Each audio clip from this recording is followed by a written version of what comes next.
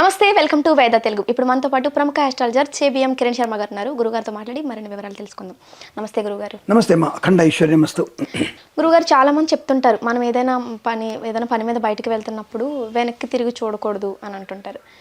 వెనక్కి తిరిగి చూస్తేనే ప్రమాదం అన్నట్టు మాట్లాడతారు. మరి చాలామంది ఏదో ఒక వస్తువు మర్చిపోయామని చెప్పి మళ్ళీ వెనక్కి తిరిగి ఇంట్లోకి వెళ్ళి మళ్ళీ బయట అంటే అలా చేయొచ్చు అంటారా? ఒకటి, ఇది వాస్తవం. వెనక్కి వెళ్ళకూడదు. ఒక ముఖ్యమైనటువంటి పని వెళ్తున్నప్పుడు, ఏదో మనం రోజు ఆఫీస్కి వెళ్తున్నప్పుడు కాదు అక్కడ చెప్పింది. రోజు ఆఫీస్కి వెళ్తున్నప్పుడు ఏదో ఒకటి మర్చిపోతున్నట్టు ఇంటి వెనక్కి వస్తూనే ఉంటాం. ఒక ముఖ్యమైన పని వివాహం, ఒక ఇల్లు గురించి మాట్లాడడానికి వెళ్తున్నాం, ఒక పొలం కొనడానికి వెళ్తున్నాం, సంబంధం చూడడానికి వెళ్తున్నాం, ఒక మంచి మాట మాట్లాడడానికి వెళ్తున్నాం.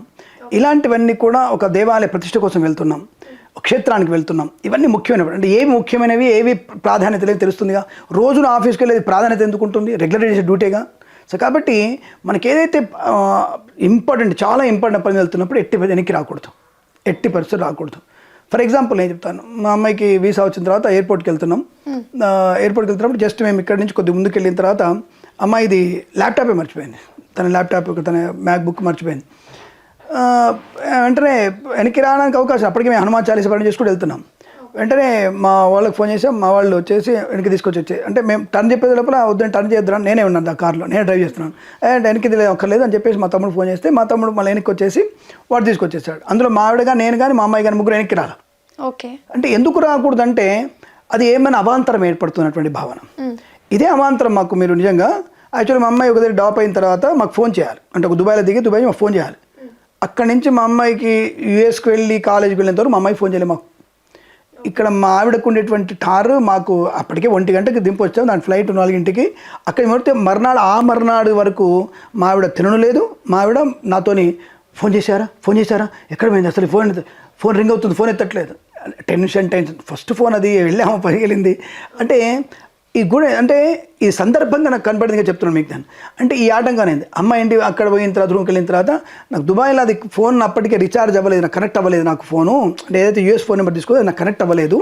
సో కాబట్టి నాకు తెలియలేదు. నేను ఇక్కడ దిగి నేను ఇంకో దగ్గరికి వెళ్ళడానికి నాకు టైం తక్కువ ఉంది, 2 అవర్సే ఉంది. నేను చెక్ ఇన్ అవ్వాలి కదా అని చెప్పేసి నేను వెళ్ళిపోయాను హడావుడిగా.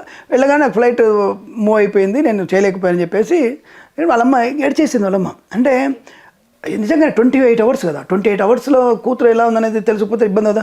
మేము అనుకున్నాం దుబాయ్ వెళ్ళిపోయి దుబాయ్ కానీ ఫోన్ చేస్తుంది, రైట్ కానీ ఫోన్ చేస్తుంది, ఫోన్ లిఫ్ట్ చేయదు, ఫోన్ రింగ్ అవ్వదు, ఫోన్ రాదు. అదే ఒక డైలమా పరిస్థితి ఉంటుంది. దానివల్ల ఏంటంటే ఒక టెన్షన్. అంటే నేను అప్పుడు అనుకోవడం ఏంటి, హనుమాన్ చాలీసా పారాయణ చేసుకోండి, షీ సేఫ్. హనుమాన్ చాలీసా పారాయణ చేస్తున్నాం, మన సంకల్ప బాగుంది, వెళ్తుంది బాగా. చేసుకోకపోతే ఆ టైంలో క్రిస్టియన్స్ వెళ్ళారు, ముస్లిమ్స్ వెళ్ళారు, దేవుడు అంటే నమ్మకం లేని ఏ మతం వాళ్ళు లేరు అని వాళ్ళు వెళ్ళలేదు, అందరూ సేఫ్గా వెళ్ళారు కదా. అరే వాళ్ళ సంకల్పం వాళ్ళది, నా నమ్మకం. అందుకే అంటారు నా నమ్మకం చెప్తున్నాను నేను, వాళ్ళ గురించి చెప్పట్లా. ఇలా జరుగుతుంది కాబట్టి మనం అంటే వెనక్కి వెళ్ళాలనే ఆలోచన కూడా రావద్దు మనకి. అంటే వెన్ను చూపించకూడదు, ఒక పని మీద వెళ్తున్నప్పుడు వెన్ను చూపించకూడదు, మళ్ళీ మనం వెనక్కి వెళ్ళి మనం ఆ పని చేసుకోవద్దు అనేటువంటిది తప్పకుండా అది మనకి శాస్త్రంలో ఉంది. ఒకవేళ ఎవరు లేరు తప్పనిసరిగా మనమే రావాలి. వచ్చినప్పుడు ఏంటంటే మళ్ళీ కూర్చొని మంచినీళ్ళు తాగి 2 నిమిషాలు కూర్చొని అప్పుడు భగవన్నామస్మరణ చేసుకొని మళ్ళీ వెళ్ళాలి. అప్పుడు విజయం కలిగే అవకాశం ఉంటుంది. ఇది ప్రధానమైనది. కాబట్టి తప్పకుండా మీరు ఏ ముఖ్యమైన పనులు వెళ్తున్నప్పుడైనా సరే వెనక్కి రాకుండా ఉండేట్టుగా చూసుకోవాలి. అందుకే have to main check list. అందుకే మన అమ్మమ్మల తాతయ్యలు మన నెంబర్ ఉంటారు. మన అమ్మమ్మల తాతయ్యలు ప్రతి ఒక్కరు గుర్తుంటుంది వాళ్ళకి మైండ్లో.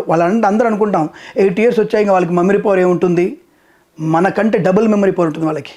సో మీరు ఇప్పుడున్నటువంటి ఆటిజం వాళ్ళకి వచ్చేస్తుంది, మతిమరుపు వచ్చేస్తుంది అంటే మనం తిన్న తిండి వల్ల వస్తుంది తప్ప మన తాతలకి, మా తాతలకైతే 18 ఇయర్స్కి మా అమ్మమ్మకి బాగా గుర్తుండేది. ఏ టైంలో ఆడపిల్లకి ఇబ్బంది అవుద్దు కూడా చెప్పేవాళ్ళు మా ఇంట్లో. ఇవాళ పార్టీ వచ్చి అమావాస్య వచ్చినారా, ఎల్లుండి పార్టీ, దానికి ఇబ్బంది వస్తుందేమో, దానికి అది కూర్చుంటుంది జాగ్రత్త, రూమ్ సెట్ చేయండి అంటే ఎంత ఆలోచన ఉంటుంది మా అమ్మమ్మకి. అంతటి వాళ్ళు ఇన్ఫర్మేషన్ తీసుకుంటారు, వాళ్ళ దగ్గర ఉంటుంది.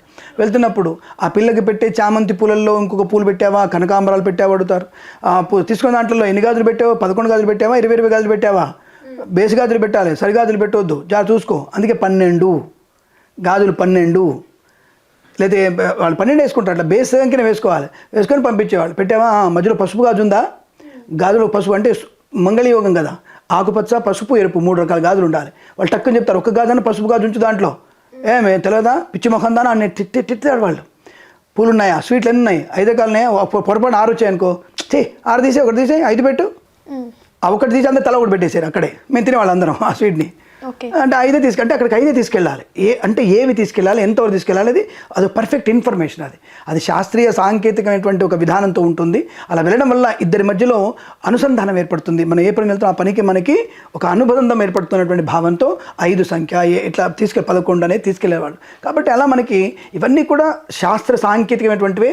ఇద్దరి వ్యక్తులు, ఇద్దరి కుటుంబాల, ఇద్దరి సమస్యల యొక్క అనుకూలతని పొందడానికే తప్పకుండా వెనక్కి చూడకుండా వెళ్ళాలి అనేటువంటి భావనతో స్పష్టంచబడింది. అలా వెళ్ళకుండానే మనం ముందుకెళ్ళే ప్రయత్నం చేస్తే కార్యసిద్ధి బాగా ఉంటుందని అర్థం. ఓకే, అది విషయం. ఓకే గురుగారు. శుభమస్తు. సర్వేశ్వర సమస్త సన్మంగళాని భవంతు.